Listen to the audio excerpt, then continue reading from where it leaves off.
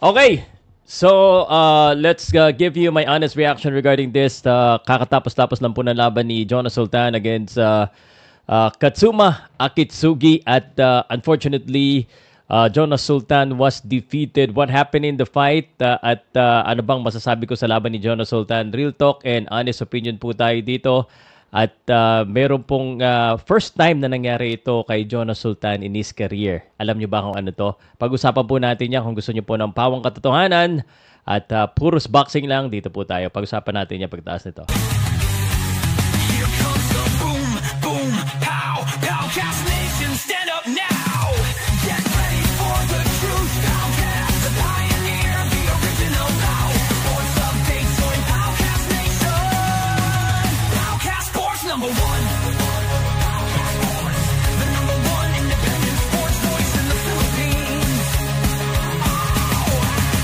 Powcast Sports. If you're new here, don't forget to subscribe and hit the notification bell. Okay. Unang-una, kaibigan natin si Jonas Sultan. So, better luck next time, pare.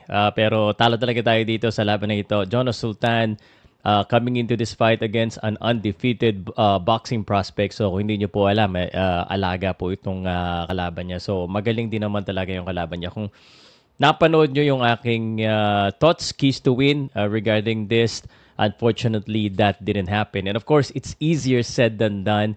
And itong kalaban niya, talagang he deserves every rights to be the winner of this fight. Wala naman pong question. Again, wala pong question kung sino pong nanalo. It was clear. The judges actually scored the fight.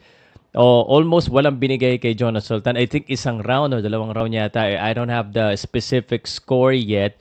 Pero narinig ko sa isang judges, 99-91. So it's a 10-round fight. And Jonas Sultan, medyo ito po yung big difference dito na laban na ito. So bago yan, syempre pakita ko muna yung kartada po ng dalawa bagong naglaban. Okay? So undefeated po yung kalaban niya. Although yung kalaban niya is not a big puncher, ang dami ring matitinding tama talaga si Jonas Sultan. And Jonas Sultan lost in his last fight against Rico Masuda.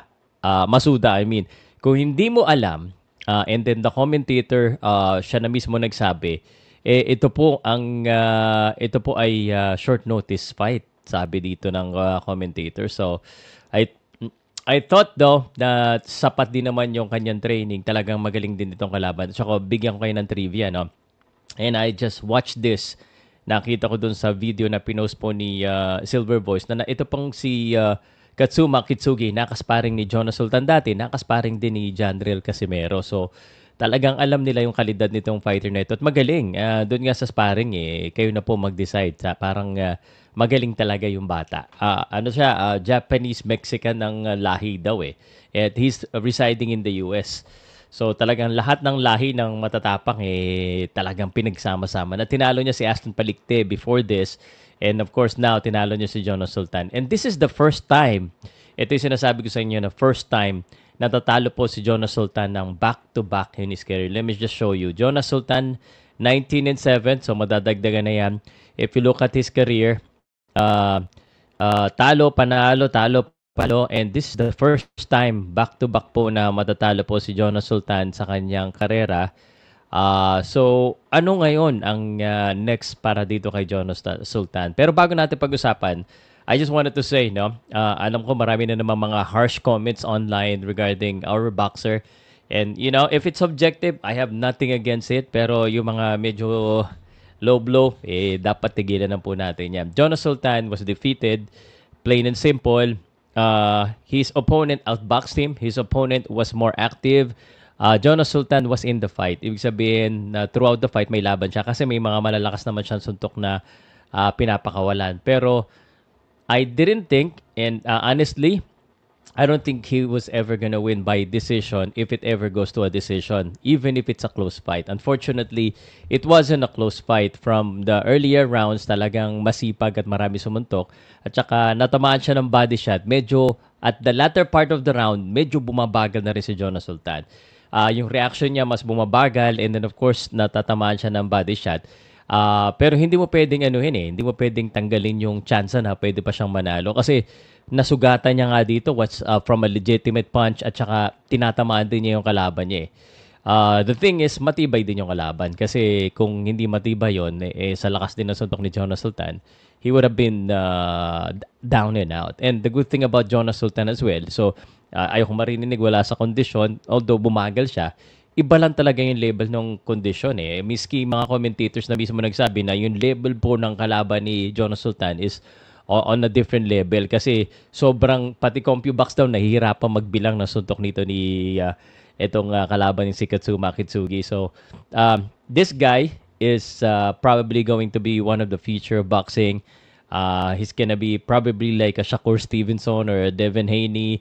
Very entertaining in a way because marami sumuntok pero wala masyadong power eh. Makatapat siya ng kasing bilis din niya sumuntok kasing dami. Then that's gonna be the problem. But no issue. Jonas Sultan did his best. He tried na lumaban hanggang sa dulo. Unfortunately, miski si Joven Jimenez, the coach that's in his corner, sabi pasukin mo na. I think 2 rounds or 3 rounds before the 10th rounds or 7th rounds or 8th rounds, sinabihan na siya na we need to go in. Because alam nila na they were behind on points but not really behind sa laban. Na ibig sabihin ko, lumalaban pa rin si Jonas. What's next for Jonas? So maybe isang activity fight muna ulit just to kumbaga maibalik yung kumpiyansa. Jonas Sultan, pwede pa to si Jonas kasi kondisyon naman siya and he still have a lot of fight in him, I believe. He's 34 years old, kaya pa yan. And this is, again, hindi po basta-basta yung kalaban niya. So, hindi naman nakakahiya yan. But talo po tayo. Yun lang masasabi ko. And that's just the honest thing. Yung kalaban niya, mas magaling at mas marami sumuntok, mas masipag sa kanya at bumagal siya sa latter rounds. Ano masasabi niyo sa laban kayo? Powercast Sports. If you're new here, don't forget to subscribe and hit the notification bell.